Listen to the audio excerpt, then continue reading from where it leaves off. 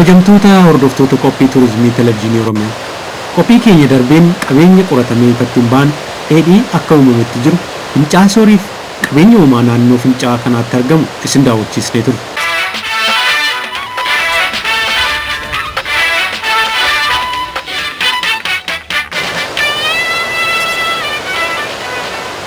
Qabeenyi kun hawwata turizimii qofa osoo hin ta'in humna ibsaa guddaa maddisiisuuf jallisiidhaan osoo misoomellee diinagdee biyyattii hanga tokko gara fuulduraatti tarkaanfachiisuu danda'a.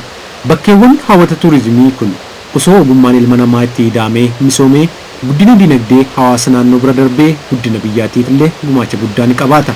Qophii fincaa kanarratti torba isinii kaasneen rakkoon bu'uura misoomaa humna hawaasa naannootii ol ta'e yoo jiraates turistoota fardaan adeemuu barbaadaniifis ta'e naannoo qabeenya kanaatti bakka aara itti galfatan hojjechuu irratti namootni waldaan ijaaramanii jiran ofii isaanittuu of dagataniiru waan ta'eef gaarii fardaa qopheessuu irraa hanga naannoo kunuunsuutti waajjira IMX aanaa bachoo fi IMX fincaa soor irraa hojii guddaatu eegama.